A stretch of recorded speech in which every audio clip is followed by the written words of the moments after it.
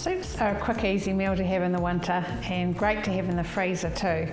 So today we're doing a satay pumpkin soup, and I'm just going to show you how really quick and easy it is. And you could add all sorts of vegetables to this that you have in the freezer, in the fridge if you wanted to, but we just don't with the basic ones that you need today.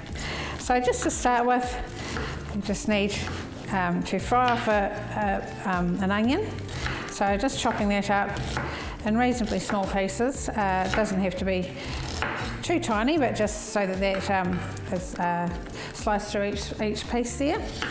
And then you pop that in with a little bit of oil into the pot, and also pop in a little bit of garlic. You could also pop in some ginger if you wanted to.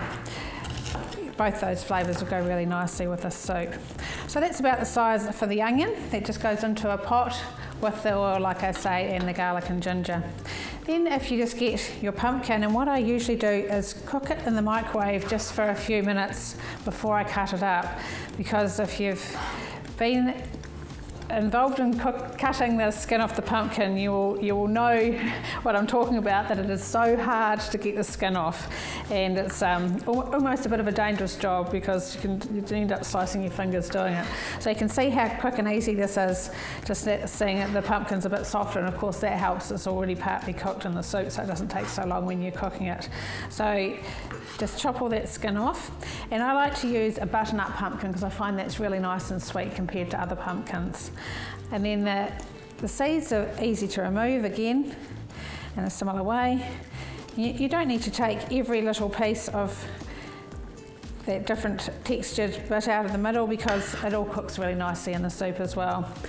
So I just chop the pumpkin up into reasonable sized chunks, and then they go into the mix with the onion and the garlic and ginger in there as well.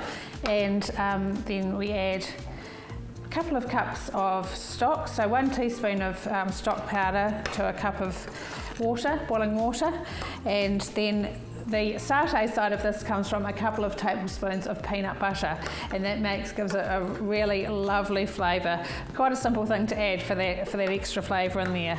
So I've just had this cooking away in this pot for probably about half an hour, and then just let that sit and cool down a little bit, and I'm just reheating that now, and it's just about mushed up as much as you would need it for a soup, but we're just going to give that a quick whiz just to make it really beautiful and smooth. So you just have to be careful with the blender that you pop it down the bottom and keep it reasonably steady. So I can see that's blending away really nicely. And if that gets a wee bit thick, you can always add a bit more stock to that. Take that piece off. Now lastly, I'm just going to add just a small tin of coconut cream. It just gives a really lovely creamy flavour. You don't need too much, but it just adds to that satay flavour as well, and a nice combination with the satay flavour.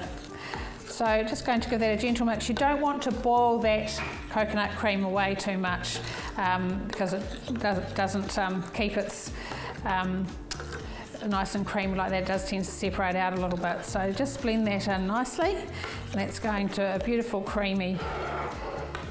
creamy in there, and I can smell that satay flavour as well.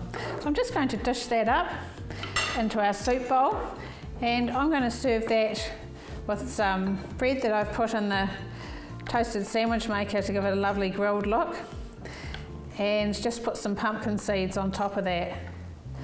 So you could put pumpkin seeds, or you could actually put chopped salted nuts, would be really nice as well, especially since it's got that satay flavour.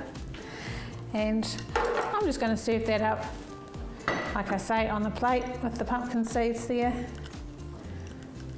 A couple of bits of bread just popping out of there like that.